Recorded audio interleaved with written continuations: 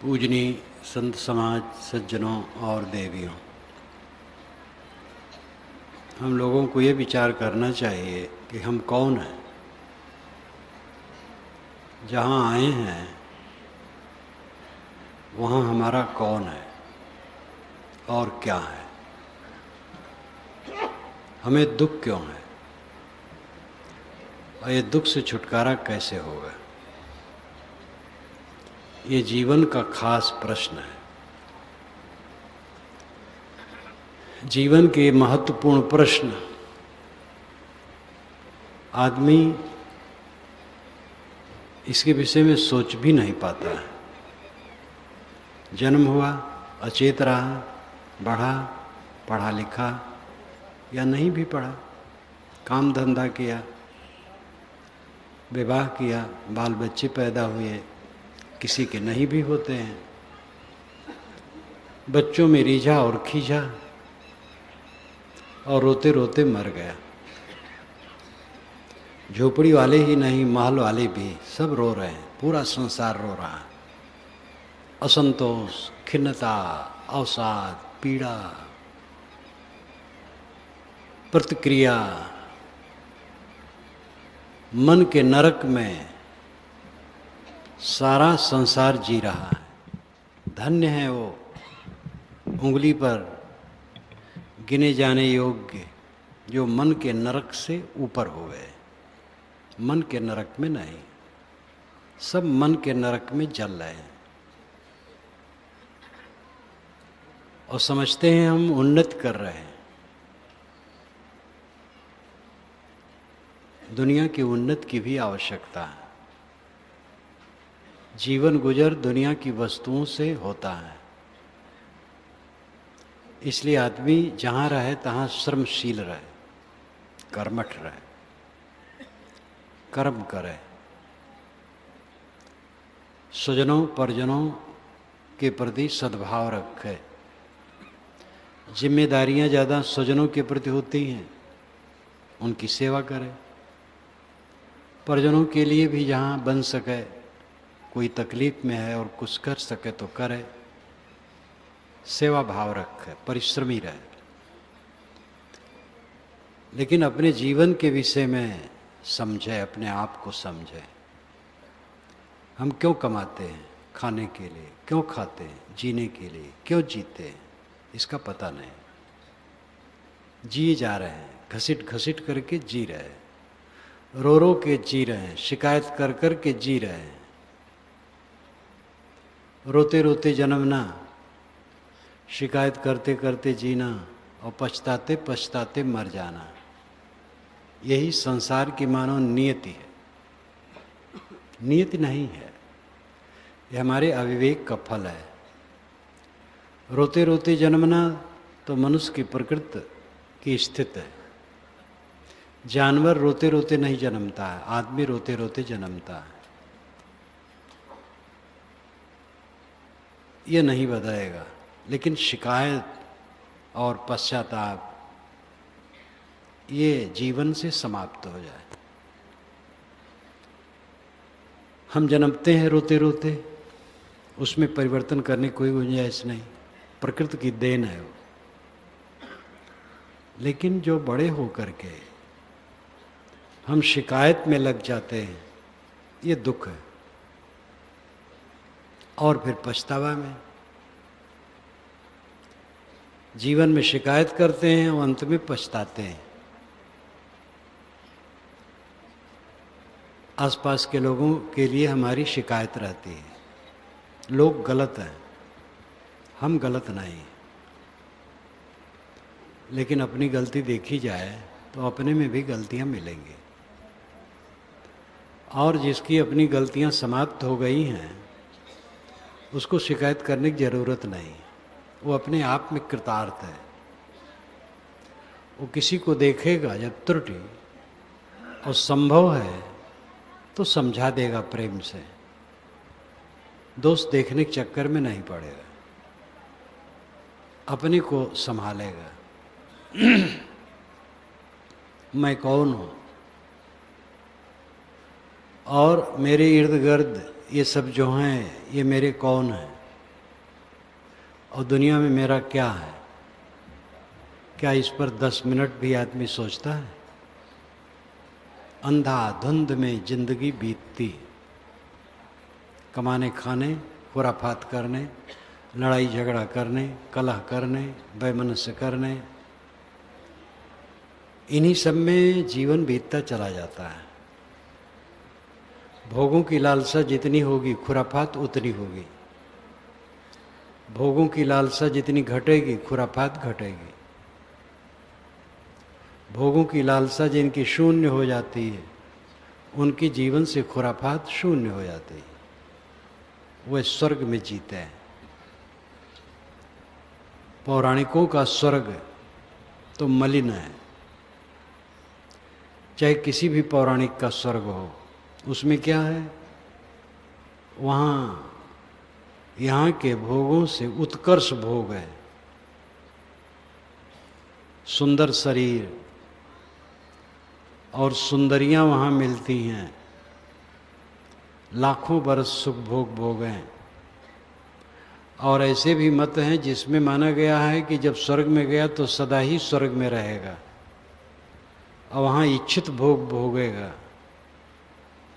धर्मशास्त्रों में भी लिखा है कि स्वर्ग में आदमी निरंतर भोग में लगा रहा है तो भी उसको बीमारी नहीं होगी।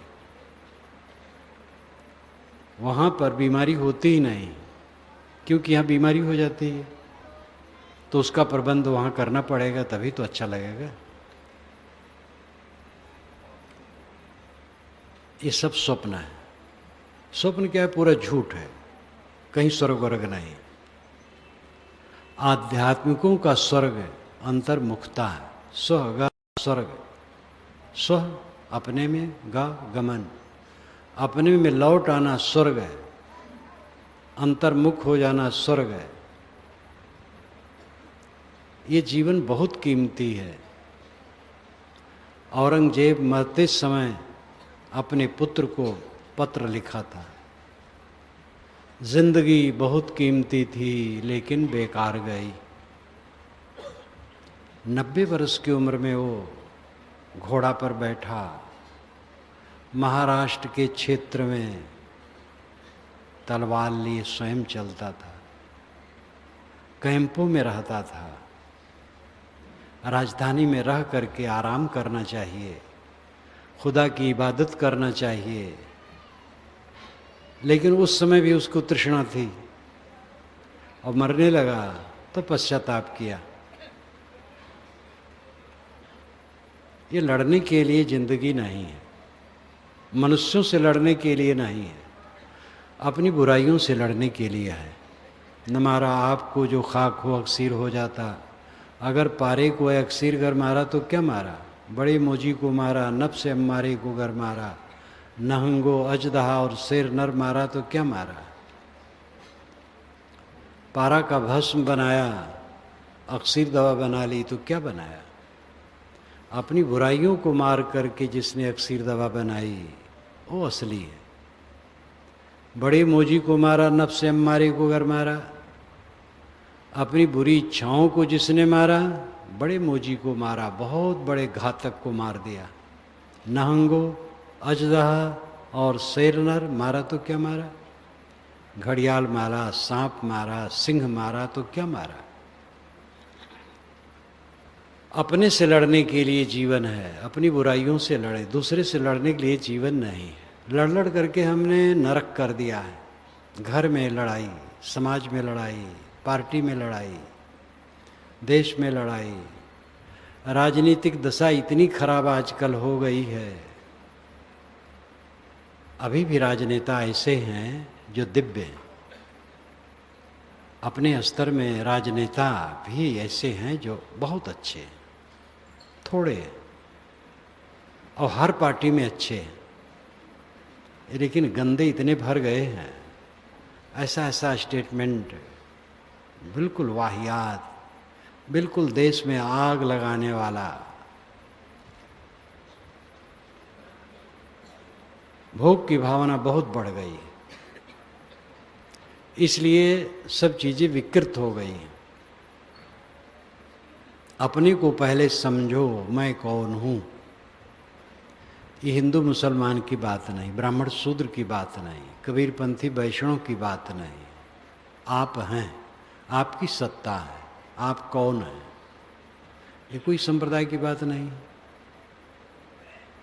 बोलने वाला जड़ नहीं होता है, चेतन होता है। दुनिया में दो सत्ताएं हैं, जड़ और चेतन। चेतन उसे कहते हैं जो खुद को जाने और दूसरे को जाने। जड़ उसे कहते हैं जो न खुद को जाने तो दूसरे को जाने। मिट्टी, पानी, आग, हवा, ये न खुद को जानते हैं न दूसरे को जानते हैं। ये दीवार, ये खंभे, शामियाना, दरिया, ये खुद को नहीं जानती हैं और दूसरे को भी नहीं जानते। लेकिन आप खुद को भी जानते हैं और दूसरे को भी जानते हैं। जो खुद को जाने और दूसरे को भी जाने वो चेतन है, और जो न खुद को जाने न दूसरे को जाने वो जड़ है। आप चेतन है, ज्ञान स्वरूप। दोनों वस्तुएं नित्य हैं, जड़ भी नित्य है और चेतन भी नित्य है। ये शून्य से नहीं बना है, शून्य से कोई वस्तु नहीं बनती है। दोनों सत्ताएं मूल हैं, जड़ और चेतन दोनों मूल हैं। मूले मूलाभावाद मूलम मूलम। कपिल जी महाराज ने कहा है, मूल में मूल न होने से अमूल होता है मूल। पेड़ की जड़ होती है, जड़ की जड़ नहीं होती है। जड़ बिना जड़ की होती है। इसी प्रकार जड़ और चेतन दोनों मूल हैं, इसका मूल और कुछ नहीं। ये दोनों नित्य हैं, ये सदा से हैं, सदा रहेंगे। आप इतना अनुभव करते हैं, आज हैं, कल भी थे, परसों भी थे, 10 वर्ष पूर्व भी थे। कोई 70 वर्ष का आदमी है तो 60-65 वर्ष पुरानी बातें भी याद करता है। वैज्ञानिक जैसे मानते हैं कि शरीर के सब कण निरंतर बदलते हैं और 7 वर्ष में शरीर के सारे कण बदल जाते हैं। अगर आत्मा शरीर होता तो 7 वर्ष में वो बदल गया होता। लेकिन 100 वर्ष का आदमी 90 वर्ष पुरानी बातें याद करता है। जो ज्ञान स्वरूप आत्मा है वो ज्ञान का धारक है, स्मृतियों का धारक है, धारण करने वाला है।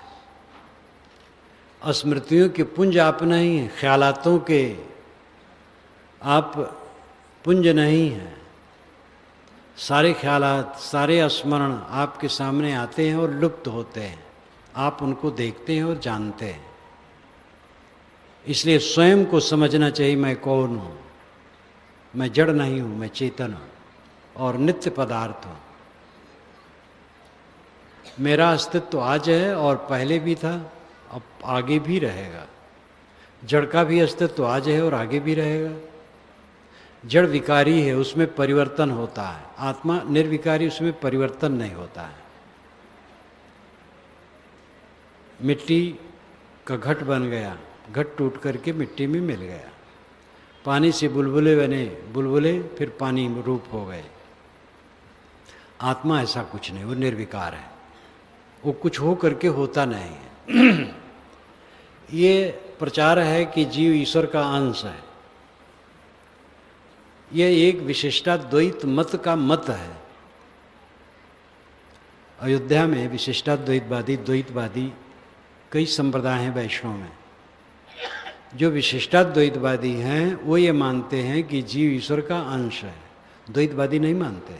उसी अयोध्या में रहने वाले वैष्णव जो द्वैतवादी होंगे वो जीव को ईश्वर का अंश नहीं मानेंगे। तो ये एक मत है, ईश्वर अंश जीव अविनाशी। ये सिद्धांत एक मत है, न कि सार्वभौमिक सत्य है। युक्ति और प्रमाण से कोई बात सिद्ध होती है। युक्ति है तर्क और प्रमाण है इतिहास, पुरानी बातें, जो बातें कही गई हैं या घटी हैं। तो युक्ति से तो जो अंश होता अविनाशी नहीं होता, अविनाशी होता अंश नहीं होता है। एक चद्दर है 10 हाथ की, 1 फीट काट दी गई तो पूरी चद्दर अंश ही है और 1 फीट अंश है, लेकिन और चद्दर कटेगी और 1 फीट वाला भी कटेगा, जो कटने वाला और कटेगा। अगर ईश्वर से कट कट के जीव निकला है तो ईश्वर भी नाशवान है, जीव भी नाशवान है। ईश्वर से कट कट के जीव नहीं निकला है। दुनिया में एक प्रमाण नहीं है जो अविनाशी और अंश दोनों हो। जो अंश होगा अविनाशी नहीं, जो अविनाशी होगा अंश नहीं। इसलिए जीव ईश्वर का अंश है, ये युक्ति विरुद्ध है, तर्क विरुद्ध है। प्रमाण हर प्रकार के मिलते हैं। ईश्वर अंश जीव विनाशी, ये प्रमाण मिल गया कि जीव ईश्वर का अंश है। लेकिन श्रुति क्या कहती है? श्रुति कहती है न जायते मृत्य वा विपश्चित नायम कुतश्चित न बभूव कश्चित अजो नित्य शास्त्वयं पुराणो न हन्यते हन्यमाने शरीरे। न जायते मृत्य वा विपश्चित। विपश्चित कहते हैं पंडित को, विद्वान को, लेकिन यहाँ विपश्चित का अर्थ है ज्ञानवान आत्मा। न जायते मृत्य वा विपश्चित, ये ज्ञानवान आत्मा न जन्मता है न मरता है। नायम कुतश्चित न बभू कश्चित, न अयम कुतश्चित न बभू कश्चित।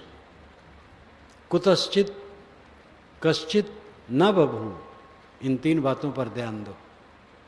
कुतश्चित किसी से, कश्चित कोई, न बभू नहीं पैदा होता है। किसी ईश्वर से जीव पैदा नहीं होता है। नायम कुतश्चित न बभू कश्चित, किसी से कोई पैदा नहीं होता है। किंतु अजो नित्य शास्त्रों पुराणों न हन्यते हन्यमाने शरीरे, ये अजन्मा है, जन्मता नहीं है। पुराण है, सनातन है, अविनाशी है। शरीर के नष्ट होने पर ये नष्ट नहीं होता है, ये प्रमाण है। युक्ति प्रबल है, प्रमाण तो सब प्रकार मिल जाते हैं। आत्मा नित्य है। अब आपकी नित्यता का अनुभव आप स्वयं रात दिन करते हैं। इस जीवन में तो आपको कर रहे हैं, आप कर रहे हैं। जब से होश में आए हैं आप वही हैं। शरीर का चेहरा बदलता है, रूप बदलता है, लेकिन अंदर का ज्ञाता वही रहता है। अवस्था के अनुसार ज्ञान में कम ज़्यादा हो जाता है। बचपन में कम ज्ञान, जवानी में बढ़ जाता है, बुढ़ापा में परिपक्व हो जाता है। बहुत ज़्यादा बूढ़ा हो गया तो विस्मरण होने लगता है। ये यंत्र का कारण है। चश्मा लगाने से देखने की शक्ति में अंतर आता है, तैसे शरीर चश्मा है, उपाधि है। लेकिन मूल आप ज्ञान स्वरूप हैं, चेतन आत्मा है, अकेला है, सदा अकेला, असंग। जीव का संगी साथी कोई नहीं है। यहाँ जन्म हुआ तो माँ का परिचय होता है, फिर बाप का परिचय, फिर और परिचय बढ़ता है। नए नए परिचय होते हैं और नए नए संबंध। फिर एक एक संबंध टूटता जाता है, एक एक परिचय विलुप्त होता जाता है। और धीरे धीरे एक दिन ऐसा आता है, सारा परिचय, सारी स्मृतियाँ विस्मृत के गर्त में चली जाती हैं और सब यहीं कहीं रह जाता है। ये सब नज़रो नज़र बात है, ये कोई संप्रदाय की बात नहीं है। हम आप सब अकेले अकेले हैं, किसी से किसी का कोई संबंध नहीं है। मौलिक संबंध जीव का किसी से नहीं, वो असंग है, अकेला है। हमारा कौन है? आप हमारे हैं, हम आपके हैं, ये व्यवहार है। ना हम आपके हैं ना आप हमारे हैं, ये परमार्थ है। व्यवहार क्षणिक है, परमार्थ अनंत है। क्षणिक व्यवहार का भी महत्व है। लेना देना, बर्ताव करना, समता से रहना, प्रेम से रहना, इसकी बड़ी ज़रूरत है। यद्यपि सब क्षणिक है, लेकिन इसकी आवश्यकता है। किंतु परमार्थ को हमें समझने की ज़रूरत है। शुद्ध प्रेम हो, मोह न हो। बाल बच्चों से शुद्ध प्रेम रखो, शुद्ध व्यवहार करो, कब्जा करने की चेष्टा न करो, पीछे रह करके सेवा करो। स्वामित्व की इच्छा महापाप है। मैं मालिक बनूं, ये महापाप है। इसी भावना ही महापाप है। मालिक बनने की चेष्टा बिल्कुल नहीं होनी चाहिए। अपने को शून्य कर देना है। सेवा करो, गुलाम बन के सेवा करो, परिवार समाज की गुलाम बन के सेवा करो, मालिक बन के नहीं। मालिक बनोगे ताप सहोगे, जलोगे, महाजलन है मालिक होने में। गुलाम बन करके, सेवक बन करके सेवा करो, शीतल रहोगे। मालिक बनोगे, लड़के पर गरमाओगे, पत्नी पर गरमाओगे, और लोगों पर गरमाओगे। सेवक बनोगे तो सेवक को गरमाने की गुंजाइश नहीं है। प्रेम से, विनम्रता से सेवा करना है। उसमें जो जितना समझ पाएंगे समझे। सबका सह लेना है और किसी को सहाना नहीं। सबका सह लेना, छोटे बड़े मध्यस्थ सबका सह लेना है और किसी को सहाना नहीं, किसी को कट नहीं कहना है, किसी का दोष नहीं देखना है, किसी को दोषारोपित नहीं करना है, अपने दोष को देखना है, अपनी छानबीन निरंतर करना है, अपने को शोधना है। ऐसा कोई जी करके देखे परिवार में, समाज में, कहीं भी महासुखी होगा। ऐसा लोग नहीं जीते हैं। मालिक बनने की इच्छा है, जबरदस्ती करने की इच्छा है, कब्जा करने की इच्छा है, बस सारी जलन इसी में है। मालिक मत बनो, सेवक बनो। कब्जा करने की चेष्टा न करो। सब जीव बराबर है। छोटा बच्चा भी मेरे ही समान है, उसको उसका महत्व समझो। व्यवहार प्रेम से करो और ममता कहीं न करो। जिसमें हम ममता करेंगे वो हमारे साथ रहने वाला नहीं। इस संसार में हमारा कोई नहीं और कुछ नहीं। व्यवहार में कुछ है और कोई है। आदमी को एक भूखंड खरीदना पड़ता है, अपने नाम से रजिस्ट्री कराना पड़ता है।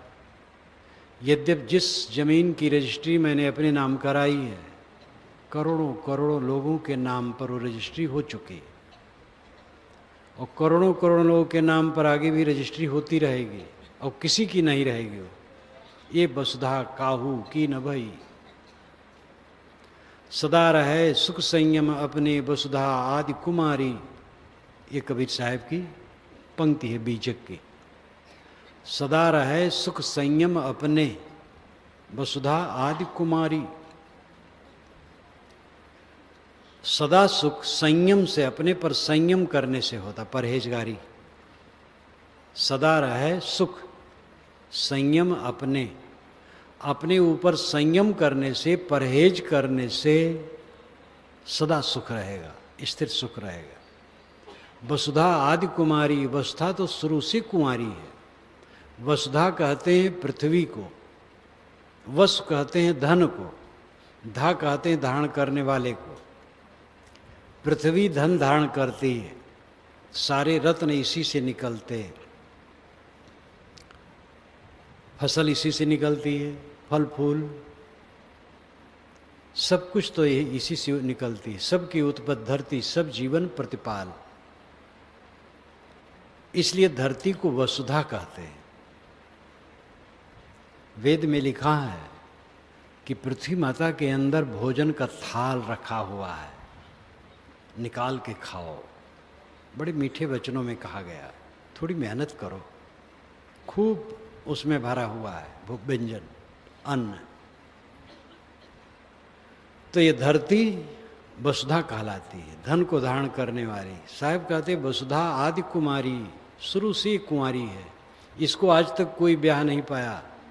महान सिकंदर नहीं ब्याह पाया, चंगेज खां, औरंगजेब, अकबर बादशाह, पृथ्वीराज, श्री राम, श्री कृष्ण, यदुवंश, कुरुवंश, रघुवंश, कोई इसको ब्याह नहीं पाया।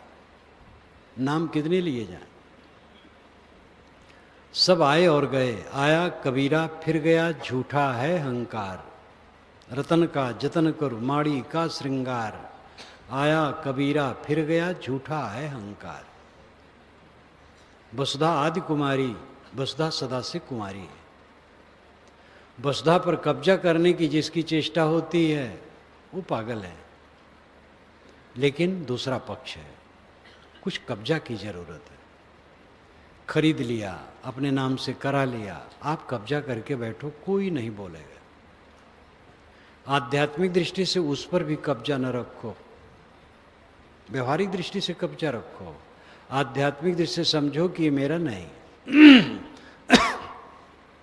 घर मैंने बनवाया लेकिन घर मेरा नहीं, ये अंदर से मजबूत रखा है। इसी घर से लाश निकलनी है, पक्की बात है। जिस घर को हमने बनवाया है उसी घर में से लाश निकलनी है मेरी। अलग शरीर छूट गया वो लाक्षणिक कथन है, कहीं भी छूटे लाश तो निकलनी ही है। इसको हम भूल कैसे जाते हैं? निरंतर मौत निकट आ रही है, आखिरत को देखने की चेष्टा ही लोगों में नहीं।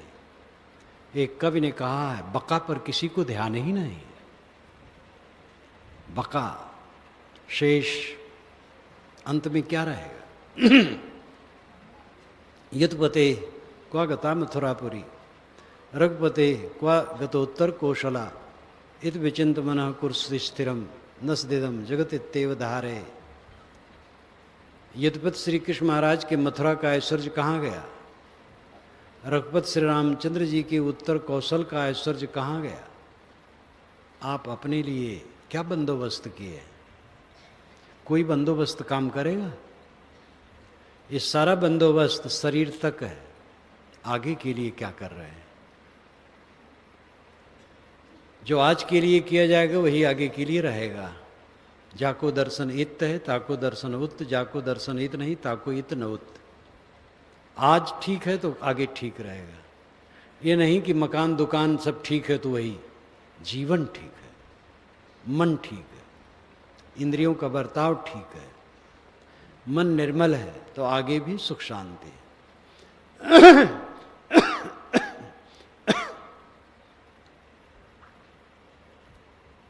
हमें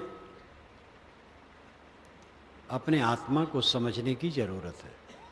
आपका अस्तित्व आपके साथ है और कोई साथ नहीं। एक दिन दीन दशा आएगी, असहाय अवस्था, बिस्तर पर पड़ जाएंगे, उठ बैठ नहीं पाएंगे। ये पक्की बात है कि आनी है।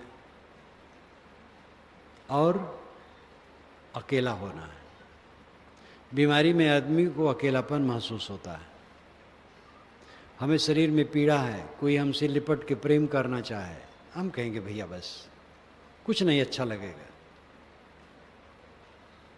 और अल्पता, संक्षेप में बिस्तर पर पड़े रहेंगे, वहाँ दवाई कुष्ठिकिया होगी, पानी होगा, कुछ कपड़े होंगे, कुछ और चीज़ें उपयोग की होगी, कभी कभी कोई बैठ जाएगा बस। और घर मकान धन दौलत फैला रहा है, जिनके 10 फैक्ट्रियाँ हैं भारत और विदेश में, बड़ा बड़ा ऐश्वर्य है, सब पड़ा रहे, जहाँ तहाँ सब रह जाएगा। ये छोटे बड़े सब की ही दशा है। एक बादशाह था दिल्ली में, जिसका नाम मैं भूल गया हूँ। लंबा चेहरा था, दाढ़ी थी, ताज लगाता था। ताज, चेहरा और दाढ़ी मिलकर के 3 फीट हो जाते थे, बहुत रोबीला। जब वो बैठता था तो दोनों तरफ नंगी तलवार लिए जवान खड़े रहते थे, और उसके सामने कोई भी कुर्सी पर बैठ नहीं सकता था। सूबेदार आते थे, जैसे आजकल के मुख्यमंत्री, वे खड़े रहते थे। स्वयं वो किसी सूबेदार से बात नहीं करता था, वह अपने खास वजीर से बात करता था और वही सूबेदारों से बात करता था, उसी के सामने बात करता था। लेकिन वजीर सूबेदार से बात करने में उसको तौहीन ही लगती थी। जब वो अस्वस्थ हुआ तो वही उसका वजीर ड्योढ़ी में डेरा डाले बैठा रहता था। उसके बाल बच्चे, उसकी पत्नी उससे मिलना चाहें तो कहे कि हकीम की आज्ञा है, आर्डर है कि कोई उनसे न मिले, वे तकलीफ में है। बादशाह अंदर तड़फड़ाता रहा बच्चों से मिलने के लिए, और बच्चे बाहर, वजीर बीच में बैठा रहा और तड़फड़ा के वो मर गया अंदर अंदर। इतना रोबीला बादशाह अंत में अनाथ, अल्प और दीन हो गया था। हम सब पर आना है, कोई बच नहीं सकता है। सकरात को तो भूल गया, मृत्यु के समय की तकलीफ को भूल गए। हम वास्तविकता से निरंतर अपने को वंचित रखते हैं, अपने को धोखा देने में रात दिन लगे रहते हैं, खिलौने में लगे रहते हैं।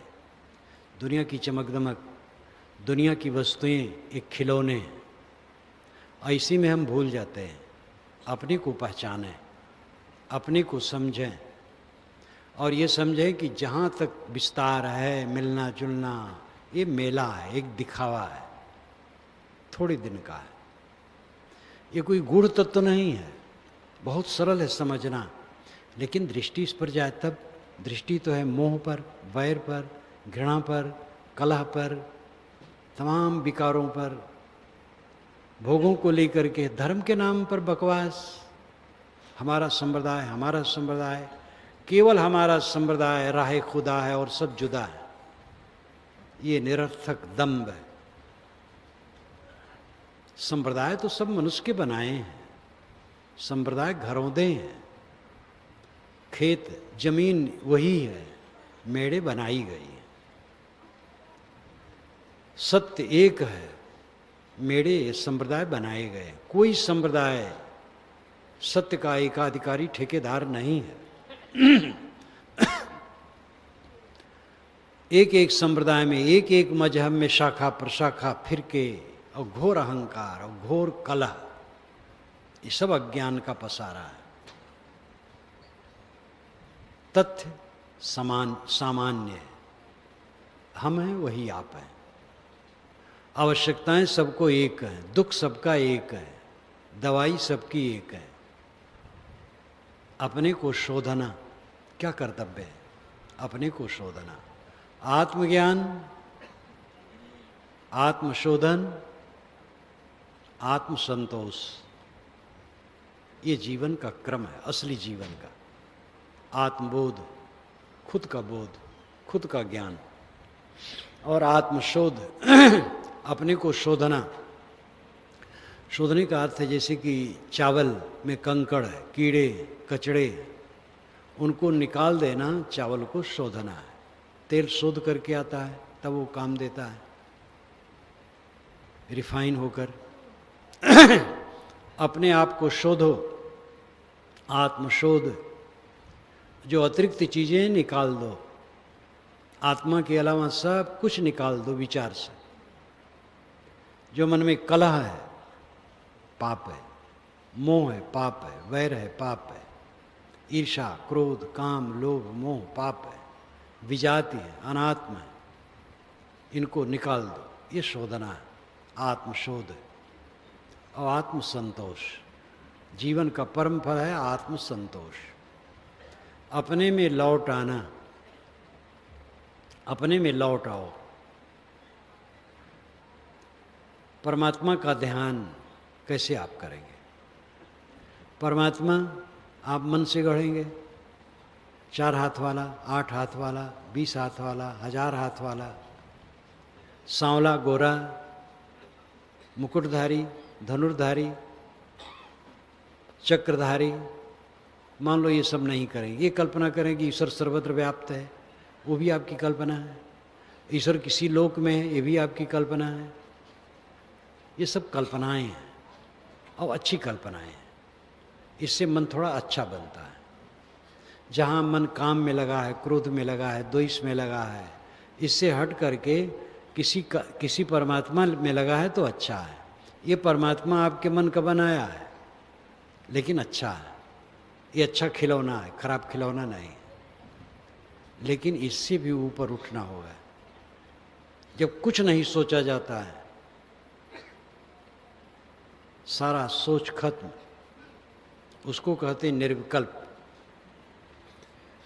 उसको कहते असंप्रज्ञात, उसको कहते हैं सहज। साहब ने सहज कहा, सहज समाधि। योग दर्शन ने असंप्रज्ञात कहा है, अन्य ने निर्विकल्प कहा है, संकल्प शून्य, कल्पना शून्य। हम आपसे कहें कि ध्यान कीजिए तो अपने अपने मन से गढ़े हुए परमात्मा का सब ध्यान करेंगे। और हम कहें कि आप सारा विचार छोड़ दीजिए, और आपने सारा विचार छोड़ दिया तो कौन परमात्मा रहा? विचारों का परमात्मा रहा। सांवला गोरा, लंबा चौड़ा, व्यापक, किसी लोक में रहने वाला, ये सब आपके मन का नक्शा है। जब मन ही खत्म हो गया, विचार शांत हो गए, तो वहाँ तो कुछ भी नहीं रहा, सन्नाटा, एकदम शांत। ये दशा असली दशा है, संकल्प शून्य अवस्था, निर्विकल्प अवस्था। गाढ़ी नींद में इसकी वानगी आपको मिलती है। गाढ़ी नींद में सब पूर्ण सुखी रहते हैं। कर्जी हो, असाध्य बीमारी से पीड़ित हो, अपमानित हो, किसी प्रकार का क्लेश हो, लेकिन गाढ़ी नींद में पहुंच करके उसको कोई क्लेश नहीं रहता है। इसी प्रकार समाधि में पहुंच करके कोई क्लेश नहीं रहता है। गाढ़ी नींद के बाद उठने पर फिर क्लेश होता है, लेकिन समाधि के बाद क्लेश नहीं होता है। गाढ़ी नींद अवस्था जन्य है और समाधि विवेक जन्य है, साधना जन्य है। सुषुप्ति को अपने आप की प्राप्ति कहा गया है। सुषुप्ति में दो पद है, स्व अपीति सुषुप्ति।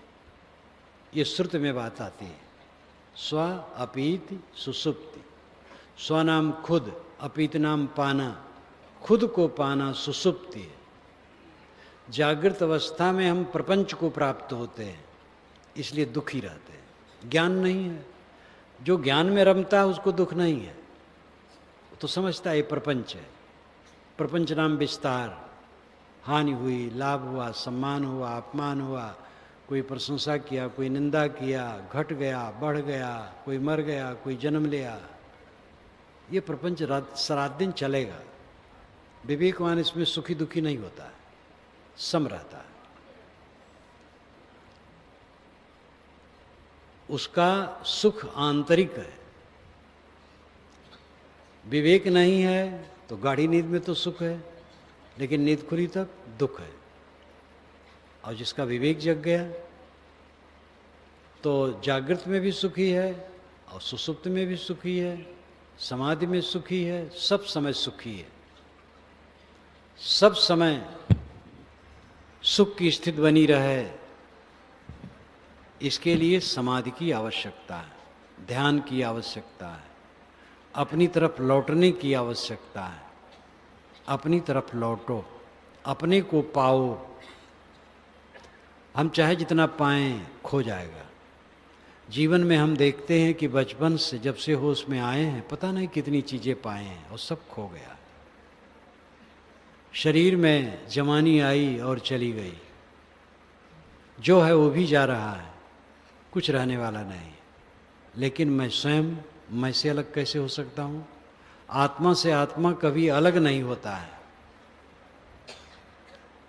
जब साधक सोचना बंद कर देता है, सारे स्मरणों का त्याग कर देता है, सारे ख्यालात खत्म, तब अपने आप शेष रह जाता है, बका।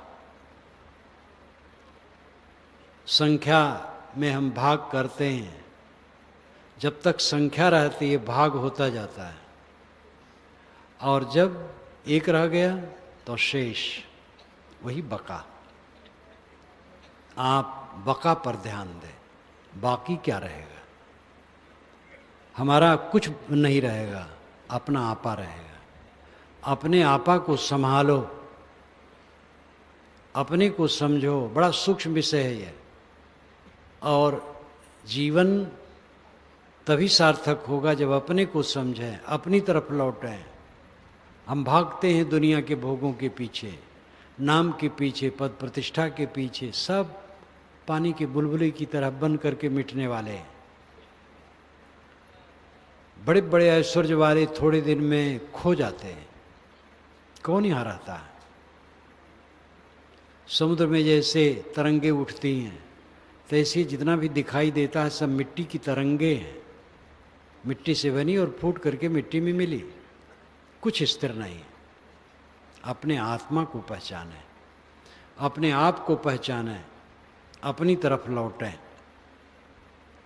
और ये ध्यान दें कि अंत में असहाय अवस्था होगी, अकेलापन होगा और अल्पता होगी। 3 बातों पर ध्यान दें। एक दिन आएगा जब मैं असहाय हो जाऊंगा, असमर्थ। कहते गामा पहलवान जो 2 गाड़ियों को रोक लेता था, वो अपना हाथ उठा नहीं पाता था अंतिम समय में, इतना असमर्थ हो गया था। ऐसा नहीं भी हो तो भी कमजोरी तो आती ही है। एक दिन असहाय अवस्था आएगी और अकेलापन लगेगा। अकेलेपन का बोध नहीं है तो भड़बड़ाएगा। बूढ़े प्रायः चिंतित रहते हैं, हमारे पास कोई बैठता नहीं है। जितना बुढ़ापा हो उतना मन अमृत होना चाहिए, किसी की परवाह ही न हो, कोई बैठे न बैठे। बुढ़ापा तो अमृत है, लेकिन जब साधे तब। जवान सुंदर भले दिखता हो लेकिन अधकचरा है। बूढ़ा आदमी सुंदर भले नहीं दिखे लेकिन वो पका है। पका फल मीठा होता है। बूढ़ा वह है सही जो मीठा हो, पक गया हो। कामना का त्यागी मीठा होता है, जो इच्छाओं से भरा है वो पीड़ित होता है। इच्छाओं से भरा होना जैसा पाप कुछ नहीं। महत्वाकांक्षा के पीछे भागने वाला सदैव दुखी रहता है। इच्छाओं को त्यागने वाला सुखी रहता है। अपने को संभालें, उस दिन को देखें। असहाय, अल्पता और अकेलापन, ये सब के जिम्मे है। सबको आखिर में इस देहरी से ही इस दुनिया के दृश्य को समाप्त करना है। पहले से जो इसको देखता है वो पाप नहीं करता है। कैसे लोग हैं, अस्त्र शस्त्र से दूसरे को मार देते, काट देते, और सारा कर्म अपने ऊपर लौटता है। समझ लो, जो कुछ हम करेंगे वो लौट करके अपने ऊपर आएगा। शरीर का मिट जाना जीवन का मिटना नहीं है। शारीरिक जीवन जरूर मिट जाएगा, आत्मिक जीवन नहीं मिटेगा। और जो किया धरा रहेगा उसका संस्कार आगे चलेगा। कर्मों का फल भोग पक्का है। अपने को संभालें। मैं कौन हूँ, जिनके बीच में मैं आया हूँ वहाँ कौन मेरा है और क्या वस्तु मेरी है, और हमने क्या किया, हमें क्या करना चाहिए। दुख क्यों है, दुख क्यों है। दुख सुख की परिभाषा लोग मोटी करते हैं। मकान अच्छा है, गाड़ियाँ हैं, बाल बच्चे हैं, रुपए पैसे हैं, नाम कीर्ति है तो सुख है, ये मान लेते हैं लोग। इन सब बातों से संपन्न लोग निरंतर दुखी हैं। दुनिया की वस्तुओं में मन लगाने से सुख तो कभी किसी को हो ही नहीं सकता है। कहानी के अनुसार रावण सोने के भवन में रहता था। सोने का मकान नहीं हो सकता है, लेकिन संपन्नता थी। राजा दशरथ से जब विश्वामित्र आए हैं मांगने के लिए राम को कि मैं यज्ञ करता हूँ, तो राक्षस लोग यज्ञ में विघ्न करते हैं। अगर मैं उनको मारूं तो अहिंसा व्रत टूटता है और यज्ञ हमारा व्यर्थ हो जाता है।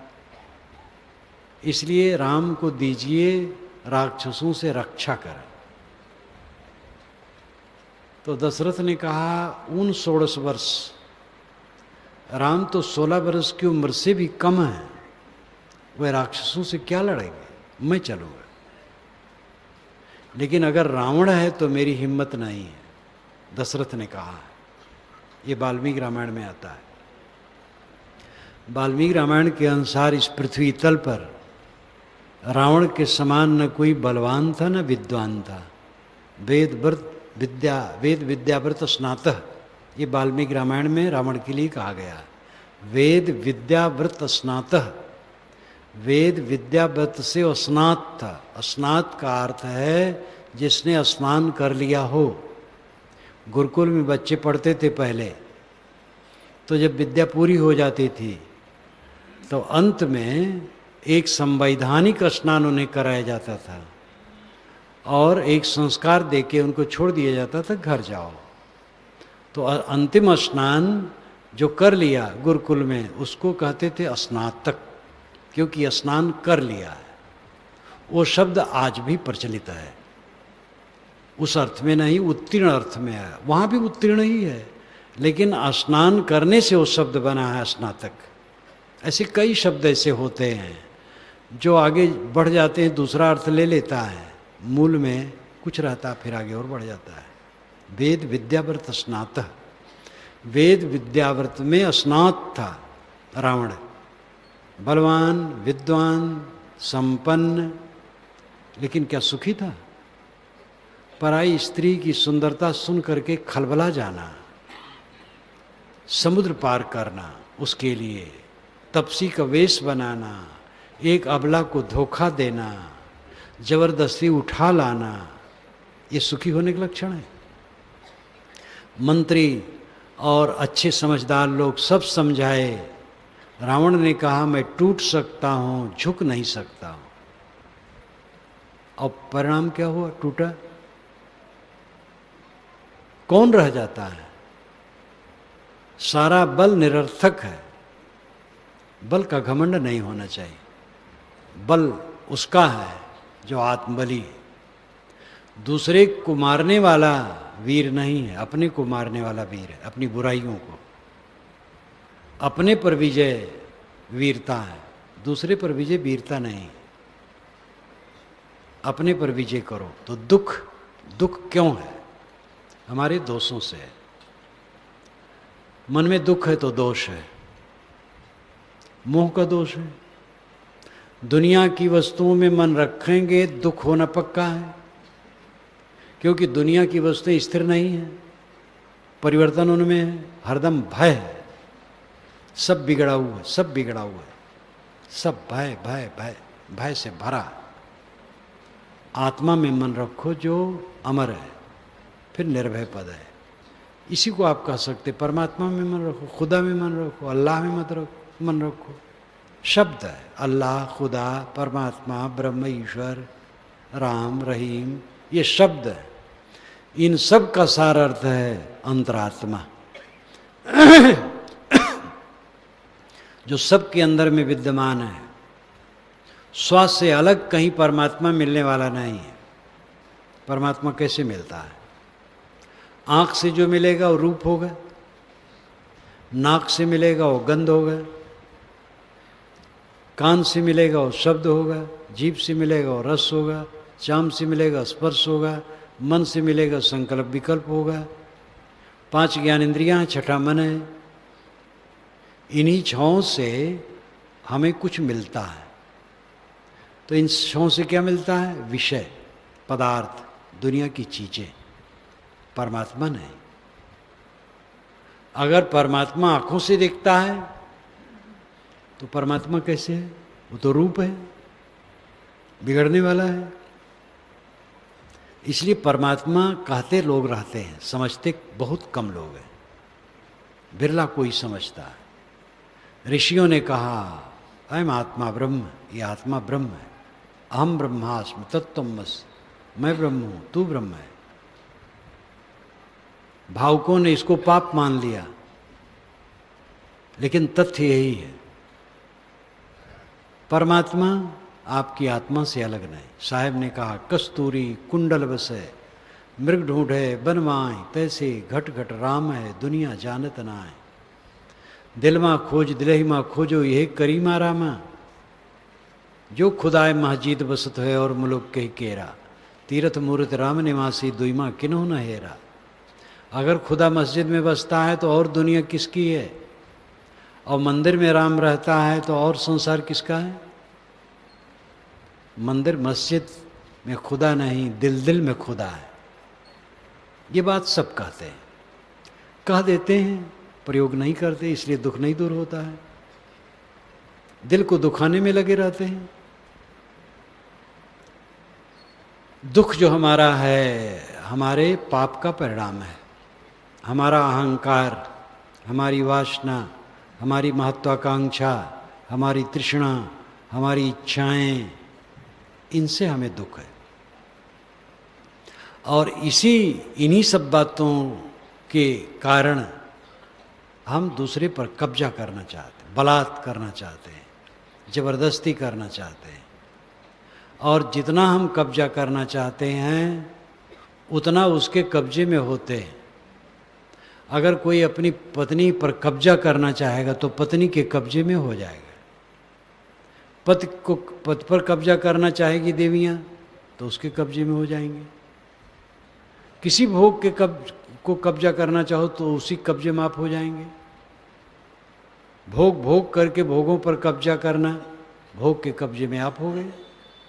मोह करके कब्जा करना, उसके कब्जे में आप हो गए। जो किसी पर कब्जा नहीं करना चाहता है वो स्वतंत्र हो जाता है, उसका बंधन कटता है। निर्वाण, निष्काम, अहंकार शून्य, कामना शून्य अवस्था है परम तत्व की, परम स्थिति की। आप कहेंगे अगर कामना शून्य हो जाए तो गुजर कैसे होगा? गुजर के लिए काम करने की जरूरत है। काम करने में कामना की जरूरत नहीं है। हल चलाओ, कारखाने में काम करो, दफ्तर में काम करो, खेत में काम करो, सड़क पर काम करो, जहाँ जो ड्यूटी है जिसकी वो काम करे। कामना करने की आवश्यकता है? काम करो, दाम मिलेगा, गुजर होगा। ये हमारी तृष्णा, तन की भूख तनिक है, तृप्त पाओ या शेर। मन की भूख हता है, तृप्त न पाए सुमेर। शरीर की भूख थोड़ी है, मन की भूख अपार है। पर्वत बराबर मिल करके भी तृप्त होने वाली नहीं है। दुख हमारे अहंकार का फल है। जितना अहंकारी हम होंगे उतना पीड़ित होंगे, चिड़चिड़ाते रहेंगे, बड़बड़ाते रहेंगे, हरदम खिन्न खिन्न खिन्न। हमारा अहंकार हमें रात दिन जलाता है। हमारी कामनाएं हमारे हृदय को जलाती हैं।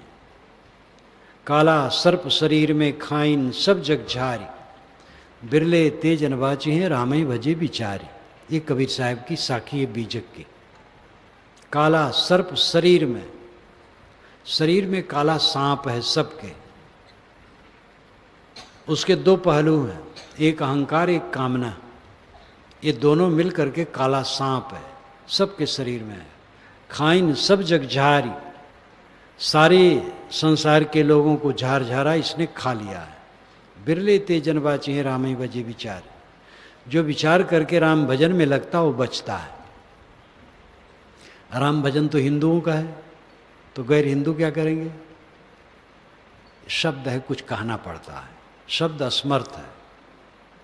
साहब वैष्णव के मेजॉरिटी में रहे हैं, उस समय उनका प्रचार था, इसलिए साहब ने राम, हरि, सारंग पाणी ये सब शब्दों को लिए हैं। लेकिन वह खुदा, अल्लाह, रहीम ये भी कहे। अल्लाह राम जियो तेरी नाई,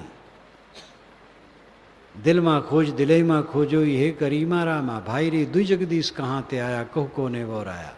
अल्लाह राम करीमा केसो हरिजत नाम धराया। नाम तो कहने से फिर चक्कर पड़ जाता है, लेकिन नाम को तूल न दो। वही राम है जो हमारे में है, आप में है। उसको रहीम कहो, अल्लाह कहो, गॉड कहो, खुदा कहो, कुछ कहो, सत्य कहो। श्रुति ने तो कहा उसका नाम सत्य है। तो जो सबके अंदर विद्यमान है मैं के रूप में, आत्मा, ज्ञाता, बोधा, दृष्टा, चेतन, उस अपने स्वरूप को पहचानो। उस पर आवरण है अहंकार और कामना का, इसलिए पीड़ा है। अहंकार कामना के कारण हम जल रहे हैं, दूसरे को सह नहीं पाते, व्यवहार में जलते हैं, पत्नी से कुड़ते हैं, पति से देवियां कुड़ती हैं, पुत्र से कुड़ते हैं, भाई से कुड़ते हैं, माता पिता से कुड़ते हैं, पड़ोसी से जलते हैं, हर जगह जल रहे हैं, केवल जल रहे हैं। ये अहंकार कामना कारण है। अपने अहंकार कामना को मिटाना है।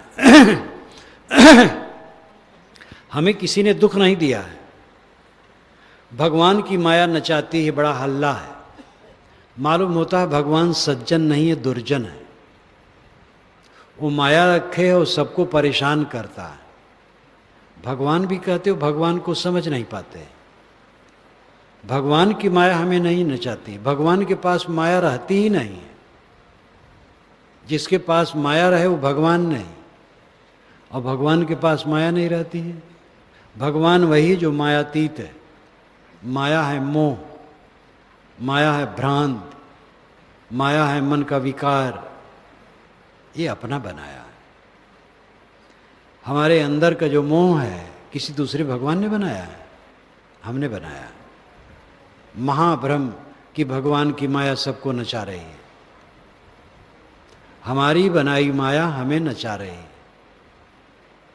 अपने को शोधो, अपने को देखो। सच्चा साधक वह है जो निरंतर अपने को देखता है। आप परिवार में हैं, सबकी साल है, सबकी साल है, लड़के का, पत्नी का, पति का, भाई का, पिता का, पुत्र का, सबका साल है। और शांत रहे, प्रतिक्रिया न करें, अच्छे मार्ग से चलें, स्वयं शीतल रहें, मीठे वचन बोलें, त्याग से रहें, संयम से रहें, परहेजगारी से रहें, सादा रहें, सरल रहें, और सब किस्सा लें। देखिएगा कितना आनंद आएगा। वे लोग भी बदलेंगे, उन लोगों के विचारों में भी अंतर आएगा। किसी के घर में एक छोटा बच्चा है, सरल हृदय का, सब अच्छा मानते हैं। अहंकारी भी आदमी विनम्र को देख करके बहुत प्रभावित होता है। सुख का रास्ता है अपने जीवन को निर्मल करना। पूजा नमाज सब इसी के लिए है। दिन में 1 बार, 2 बार, 3 बार, कुछ बार बैठ करके, खड़े हो करके, झुक करके, जैसे आपका विधान है, पूजा करते हैं, प्रार्थना करते हैं, नाम जपते हैं, नमाज पढ़ते हैं, अच्छा करते हैं। इसका मतलब क्या है? मन निर्मल हो, और मन वैसे है तो पूजा और नमाज सब बेकार हुआ। पूजा और नमाज तभी सफल है जब मन निर्मल हो।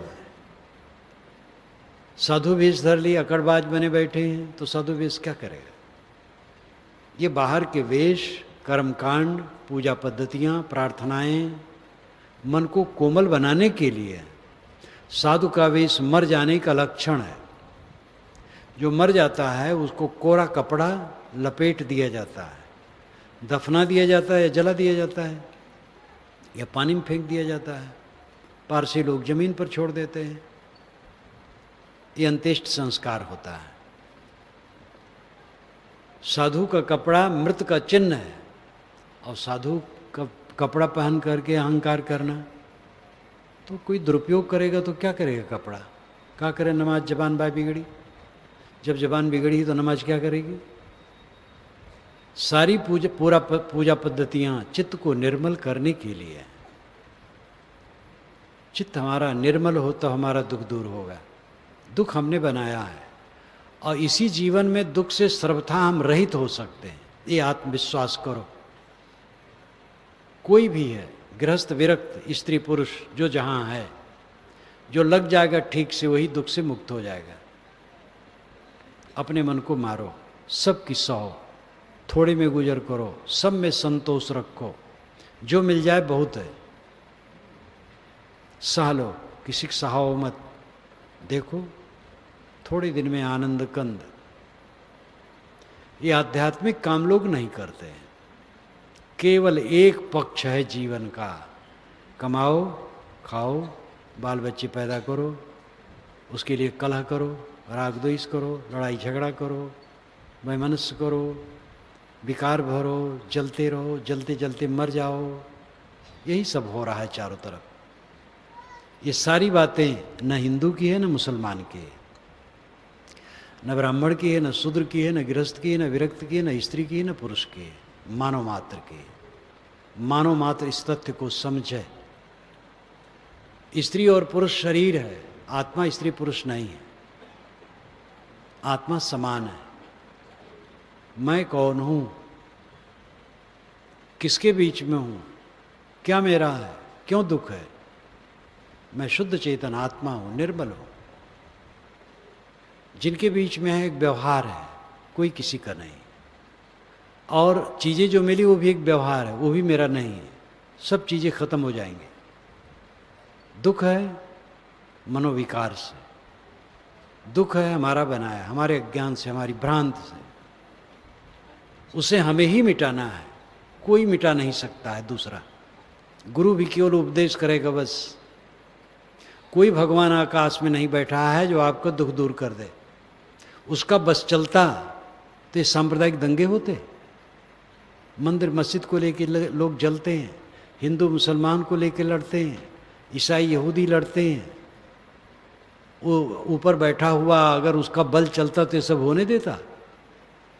अपने बल को पहचानो, अपने को संभालो, मानव को मानव समझो, बंधुत्व का भाव लाओ, मन को निर्मल बनाओ। इस तथ्य को समझ करके जब मन निर्मल होगा तो दुखहीन मन होगा। बस यही स्वर्ग है, आगे भी स्वर्ग है, सब समय स्वर्ग है। पौराणिकों का स्वर्ग तो मलिन भोग है, घृणित है।